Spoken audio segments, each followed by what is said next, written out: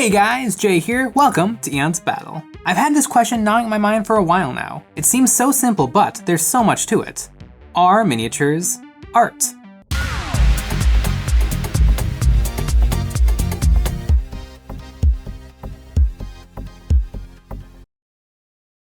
What sparked this question in my head was when I first saw this model, the Warhammer Plus Vindikar Assassin, and instantly I saw that it was no ordinary model. It was a statue, it was beautiful, it was everything I wanted in a model. I saw this model and instantly felt a rush of hobby energy. I wanted to take it and make it into a masterpiece. But it made me think, why aren't all models like this? The definition of art is the expression or application of human creative skill and imagination, to be appreciated primarily for their beauty or emotional power. It seems like Games Workshop is getting more and more clever at how well they can get some artistry into their models, while keeping things simple enough to be enjoyable while building and painting. I know some kits are a bit fiddly, but if you've ever tried building a model plane or tank, you know Games Workshop models are easy. But are they art? Games Workshop makes artistic concessions so that their designs make good gaming pieces. Heads and hands and weapons are all enlarged to make it easier to paint. Small details have to be inflated in size so they're less fragile on the tabletop. Models have to be broken into parts to fit on sprue and must go together perfectly and simply so that people can enjoy building them. Not only are there practical concessions, but conceptual ones as well. The model must be this unit, it must be a Space Marine, it must have this bolter, and it must have this type of armor.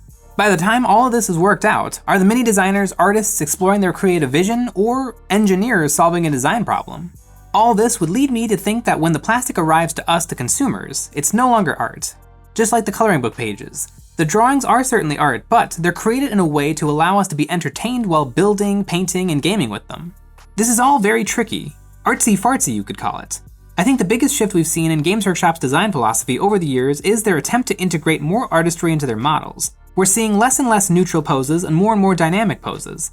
A little less customizability, but more realism. It doesn't always land, but I appreciate the effort.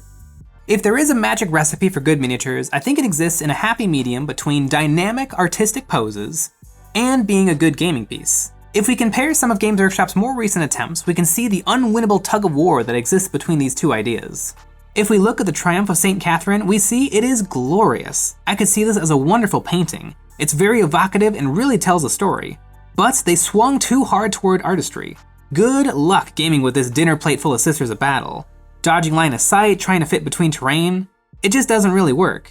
And you know what? The Vindikar Assassin that I loved so much sits squarely in the same boat. This model would be terrible in game. The 32mm base it comes with plays lip service to it being a playable unit, but you wouldn't want to. I don't know what's to be done about this. I don't want every vehicle to be a rhino, a simple box, but I get that statues can be alienating and not for everyone. I think Games Workshop takes big risks with these big models, letting their team go all out, and sometimes it's amazing, like the Silent King. And sometimes it's the Triumph of St. Catherine. But I think the learning that happens in these projects is fantastic and has led to a trickling down of some amazing artistry into the more rank and file units. Look at these Cerberus riders for the Skitarii, beautiful horses, and you get to pick the load out of the riders. Or these Genestealer Aberrants. Hidden perfectly in those muscles are the slots for many different weapons and poses. Really good stuff. Maybe that is where the artistry lies in these models, not in the critique of the sculpt, but in the amazing execution of the happy medium in between an interesting diorama and still being playable on the tabletop. I think the wargaming hobby is absolutely art, but the majority of it is not necessarily commercial art, meant to be shared with the world to create emotional responses. It's more a creative outlet, it's arts and crafts, and that does not diminish its value. I obviously think it's the greatest thing ever. My Black Templar Space Marines are certainly an application of human creative skill, and it can be appreciated for its beauty and emotional power, and for how hard it stomps Nick's orcs on game nights. I am definitely of the opinion that everything is art.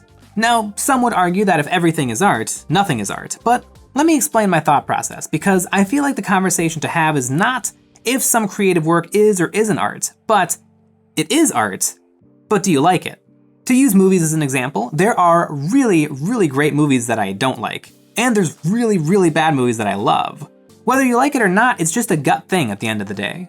Whenever you're looking at some new models that just came out from any company or artist, the question shouldn't be, is it art or is it good? Maybe it should just be, do you like it? In addition to the occasional opinion piece, we make wargaming tutorials every single week, and if you like them, you might consider supporting us over on Patreon. Over there, you'll gain access to some behind the scenes, hobby hangouts, and more exclusive content. So what do y'all think? Are minis art? Are they art when they're on the shelf, or do we make them art when we build and paint them? Does it even matter? Almost certainly not. But I hope you guys enjoyed the video, and as always, thanks for watching.